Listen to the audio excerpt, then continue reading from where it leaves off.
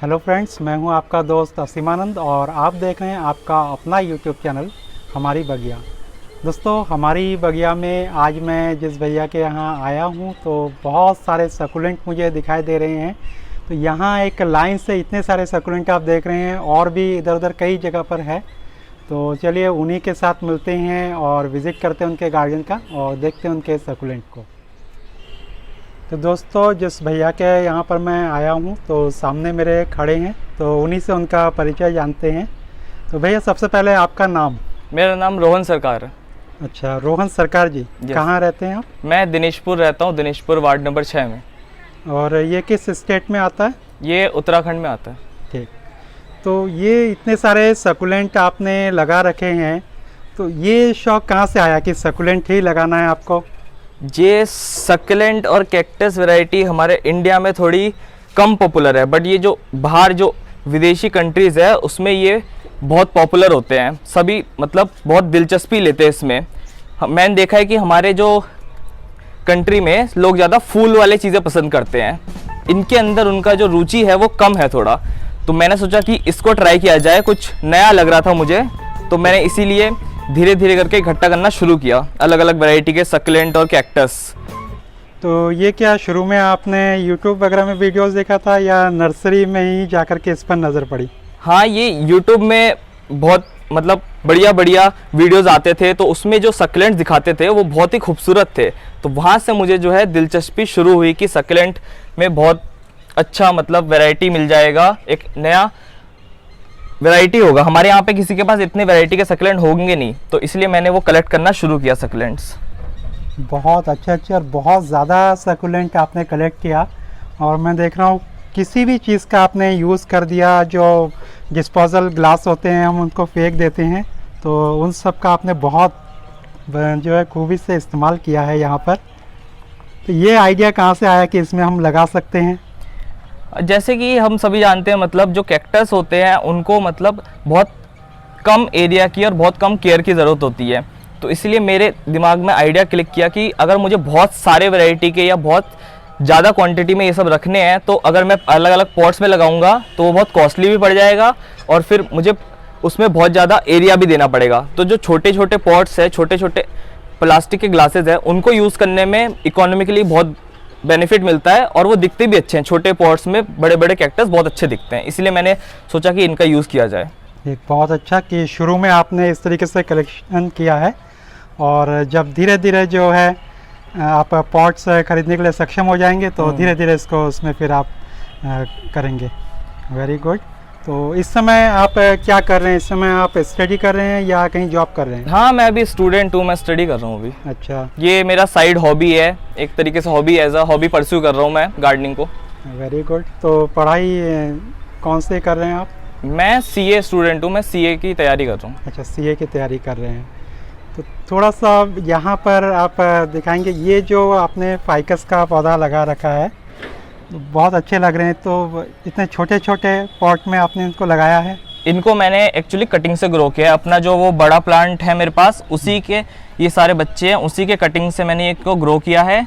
तो इसीलिए मैंने अभी इनको छोटे पॉट्स में लगाया। जैसे कि आप ये देख सकते हैं, इसको मैंने बॉन्जाई शेप लुक देने की कोशिश की है। इसको वायरिंग करके इसके जो मूव्स है इनको मोल्ड किया गया है, इसके वजह से इनका जो लुक है ये बहुत ही एक बॉन्जाई टाइप का दिख रहा है। इसी पॉट में ये बहुत साल रहेगा और इसके जो तने हैं ये इसी में मोटे होंगे, तो इसी में ये बॉन्जाई बहुत बढ़िया दिखेगा।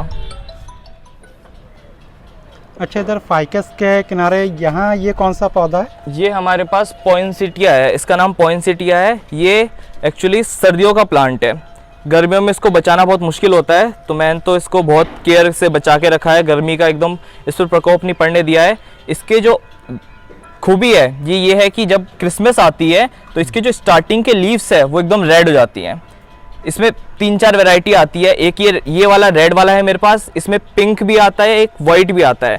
तो उनकी जो स्टार्टिंग की पत्तियां हैं वो एकदम बढ़िया कलर में आ जाती है। तो इसका ये जो लुक है वो क्रिसमस के समय आपको बहुत ही अच्छा दिखाई देगा। ये बहुत कम मिलते हैं यहाँ पे नर्सरीज में या फिर आसपास, रेयर में आते हैं ये। ठीक, बहुत अच्छा। तो लगभग ये रेड जो पत्ते आते हैं ऊपर, तो ये कितने टाइम तक रहता है? ये पूरी सर्दियाँ रहेंगी आपके पास। ये क्रिसमस जैसे दिसंबर से स्टार्ट होगा और ये फरवरी तक रहेंगी, पूरी फरवरी मार्च तक रहती है अच्छी खासी। ठीक। और यहाँ पर एक पौधा दिख रहा है, ये कौन सा है? ये हमारा एडेनियम का पौधा है, इसको डेजर्ट रोज कहते हैं। इस पे फूल आते हैं बहुत बढ़िया बढ़िया। ये डेजर्ट का प्लांट है ये। तो इसका जो मेन अट्रैक्शन है वो इसके कॉर्डेक्स में है। इसका जो ये नीचे का आप तना देख रहे हैं, इसको ये बहुत मोटा हो जाता है और इसकी जो ऊपर की स्ट्रीम्स है वो पतली पतली आती हैं और इसके ऊपर फूल आते हैं। तो ये बहुत ही मतलब ये भी रेयर वैरायटी में है, ये यहाँ पे मिलता नहीं है किसी के पास। ये कितने साल का पौधा होगा? इतने सारे जो आपके निकले हुए हैं किनारे किनारे से नए नए शूट्स, तो ये इतनी जल्दी तो आते नहीं है। ये अप्रोक्स 1.5 साल का है और मैंने इसकी अच्छे से प्रूनिंग की है। जैसे हम अगर सिंगल लीफ छोड़ देंगे, जैसे मैं आपको दिखाता हूँ, मेरे पास और एक एडेनियम है जैसे ये है। हाँ। तो इसमें जो है एक सिंगल शूट निकला है, तो इसका जो कॉर्डेक्स है वो भी ज़्यादा डेवलप नहीं है, मोटा नहीं है और ऊपर लंबा जा रहा है। बट इसी को अगर मैं काट दूंगा, जैसे इसको मैं सिंगल शूट में डेवलप कर रहा हूँ एक नया लुक देने के लिए, बट ये वाला जो था इसी स्टेज में मैंने इसकी प्रूनिंग की थी अच्छे से। एक काटा तो इसके साइड से 2 निकले, फिर दोनों को काटा तो उसके साइड से और निकले, तो उसकी वजह से ये घना हुआ है बहुत। इसमें एक अच्छा लुक आ रहा है और ये मैं ट्राई कर रहा हूँ कि सिंगल स्ट्रेट करके खींचूं इसको। ये तो बहुत अच्छी जानकारी दी आपने, क्योंकि इवन मेरे पास भी ये पौधे हैं, लेकिन अभी 2 साल लगभग हो गए, लेकिन इतने ज़्यादा शूट से किनारे से नहीं निकले हैं। ये वाला देखिए, इसमें भी बहुत सारे शूट्स निकले हैं। ये ऊपर से सब आपने कट हाँ, कर दिया। ये प्रून किए हुए हैं। मैं एरिया दिखाता हूँ प्रूनिंग का। ये यहाँ से ये एरिया है प्रूनिंग का बीच में, और उसके साइड से बहुत सारे शूट्स निकले हैं। बहुत अच्छा। और यहाँ कुछ आपने कैक्टस लगा रखा है, तो ये कहाँ से लाए थे ये सारी चीज़ें? ये वाइल्ड कैक्टस है जो हमारे आसपास हम देखते हैं, बहुत बड़े बड़े झाड़ उग जाते हैं, लोग मतलब इसे काट के फेंक देते हैं। बट अगर हम इन्हें डिज़ाइन करके अलग अलग शेप में रखें तो ये बहुत ही अच्छे दिखाई देते हैं। ये जैसे इसको मैं लॉन्ग वे में ग्रो कर रहा हूँ, ये लंबा जाएगा और इसको लंबा रखूँगा, और इसी को इसके साइड में मैंने ग्राफ्ट किया है, तो इसके जो साइड से जो बुशीनेस है इस कैक्टस का देखिए, बुशीनेस बढ़ रहा है। ये 4 अलग अलग शूट्स निकल रहे हैं कैक्टस के, मेन जो स्टीम है नीचे उसके 4 अलग निकले हैं, तो ये एक बुशी लुक दे रहा है हमें। बहुत अच्छा। और यहाँ भी ये वाला कैक्टस भी बहुत अच्छा लग रहा है। इसको हम बनी ईयर कैक्टस कहते हैं। इसका जो मेन लुक है वो बनी जैसा होता है, एक मेन यहाँ पे शूट होता है और 2 जो इसके ऊपर आते हैं वो कान दिखते हैं बनी की तरह, तो इसको बनी ईयर कैक्टस कहते हैं। अच्छा, बहुत अच्छा। और यहाँ पर इसमें तो बहुत अच्छा शायद फूल भी आ रहा है। हाँ, ये फ्लावरिंग कैक्टस है। एक्चुअली हम ऐसा सोचते हैं कि कैक्टस खाली एक कांटों वाला पेड़ है, बहुत से लोगों को पता नहीं है कि इसमें बहुत सुंदर सुंदर फूल आते हैं, तो इसीलिए वो लोग रखना भी नहीं चाहते। बट उनको पता नहीं है कि इसमें बहुत सुंदर सुंदर फूल आते हैं। जब उनको फूल दिखेंगे तो वो सोचते हैं कि हमें भी चाहिए, ये हमें भी चाहिए।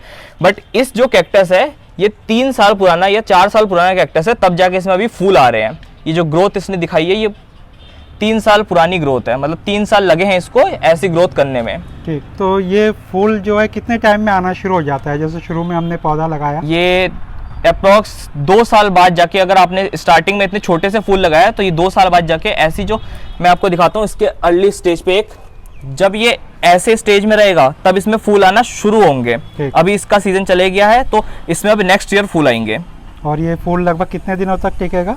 ये फूल, ये इसकी एक खासियत ये है कि ये डेली खिलता है, डेली बंद होता है। जैसे ये हमारा फूल आया है, हाँ। ये आज खिलेगा और ये रात को बंद हो जाएगा, फिर सुबह फिर खिलेगा, फिर रात को बंद होगा। ऐसे ये मतलब 3 to 4 डेज ऐसा करता है। और इसी के एक जो ये जड़ है, यहीं से 15 से 20 फूल आते हैं हर 2-3 दिन में। ये बहुत ही अच्छा फूल का वो है, वैरायटी है। बहुत अच्छा लगेगा जब इसमें हर तरफ से फूल खिल हाँ। जाएंगे, तो ज़रूर मैं आप लोगों के साथ शेयर करने की कोशिश करूंगा जब भी इसमें फूल खिले हुए होंगे। ये भी एक है फूल, यहाँ पे ये बहुत लंबा इसने ग्रोथ लिया है, ये भी खिलने वाला है। ये कल या फिर परसों तक ये आराम से बहुत बढ़िया खिल जाएगा। ये तो ये सब रेड कलर में ही आएंगे? नहीं, ये वाला पिंक है, ये मेरे ख्याल से व्हाइट है। ये व्हाइट खिलेगा। ये व्हाइट है। हाँ। और ये तो मंकी टेल जैसा लग रहा है, लेकिन सीधा ये सीधी वैरायटी है। ये मतलब ये इसको स्नो कैक्टस कहते हैं। ये पूरा एकदम स्नो की तरह दिखता है। ठीक, बहुत अच्छा, किनारे से लग भी रहा है उसी तरीके से। इसकी जो स्पाइक्स है वो एकदम व्हाइटिश है, तो इसे स्नो कैक्टस कहते हैं।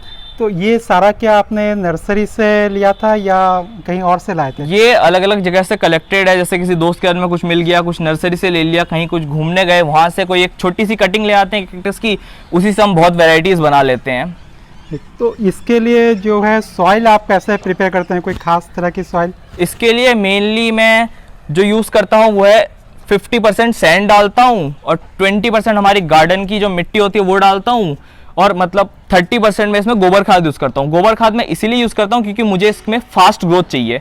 कैक्टस बहुत स्लो ग्रोइंग होते हैं, तो उसमें हमें अगर फास्ट ग्रोथ चाहिए तो फर्टिलाइजर यूज़ करना पड़ेगा। बट फर्टिलाइजर हम अगर केमिकल यूज़ करेंगे तो हमारे जो प्लांट है वो लॉन्ग रन में ख़राब हो सकते हैं, उनमें जो इफेक्ट है वो ख़राब दिख सकता है। इसलिए मैं इसमें गोबर खाद यूज़ करता हूँ, जिससे से लॉन्ग रन में अच्छी फर्टिलाइजेशन मिल सके। गोबर खाद के अलावा अगर कोई वर्मी कंपोस्ट यूज़ करना चाहे या पत्तों की खाद, तो क्या वो कर सकते हैं? पत्तों की खाद तो मेरे ख्याल से नहीं करनी चाहिए क्योंकि उसमें ज़्यादा मॉइस्चर रिटेन होता है, तो मॉइस्चर रिटेन हमारे कैक्टस के लिए बहुत ख़राब होता है। और हम सोचते हैं कि थोड़ा सा सूखा तो हमें पानी देना चाहिए, तो वो कैक्टस में नहीं करना है हमें। कैक्टस मेन लोग अपने कैक्टस को इसीलिए नहीं रख पाते क्योंकि वो उसे ज़्यादा से ज़्यादा पानी देने की कोशिश करते हैं। बट हमें ये ध्यान रखना है कि कैक्टस को पानी ना भी दो तब भी वो चलता रहेगा। इसका मतलब ये है कि हमेशा सूखा सूखा थोड़ा सा, हाँ, सूखा सूखा रहेगा तो बहुत बढ़िया जिएगा ये कैक्टस। अच्छा, इसको धूप में रखना सही होता है या सेमी शेड में, कहाँ रखा जाए? इसको फुल सन में रखिए। फुल सन की वैरायटी है, फुल सन में बहुत अच्छा ग्रोथ करता है ये। फुल सन में ही फिर ये चलेगा। और सर्दियों में कोई खास देखभाल? सर्दियों में ये है कि जब पारा पड़ेगा तो आपको थोड़ा शेड में रखना पड़ेगा क्योंकि पारे से इसका ये कैक्टस जो है ख़राब हो सकते हैं। हमारे यहाँ पे जैसे उत्तराखंड में हमारे यहाँ पे सर्दियाँ पड़ती हैं, तो हमारे यहाँ पे हमें इसको रात की जो पारे की सर्दी है उससे थोड़ा बचाना पड़ता है। ठीक, बहुत अच्छी जानकारी दी आपने कैक्टस के बारे में। और इतने सारे मुझे दिखाई दे रहे हैं यहाँ पर, बहुत अलग अलग वैरायटी की। देखिए यहाँ नीचे भी लगे हुए हैं कुछ सकुलेंट। ये तो बिल्कुल कमल के जैसा लग रहा है ये फूल। ये ब्लैक वैरायटी का सकुलेंट है ये। अच्छा। इसके लीव्स जो है ब्लैकिश लीव्स आते हैं। देखिए दोस्तों, कितने सारे जो सकुलेंट है वो इन्होंने अरेंज किया है। और देखिए पॉलीथीन का यूज़ किया है और जितने भी डिस्पोजल्स है उसका यूज़ किया है, और इसी में पहले अपने पौधों की ग्रोथ को ये बढ़ा रहे हैं। और धीरे धीरे जो है ये इनको नए नए जो पॉट्स हैं तो उसमें फिर इसको शिफ्ट करते जाएंगे।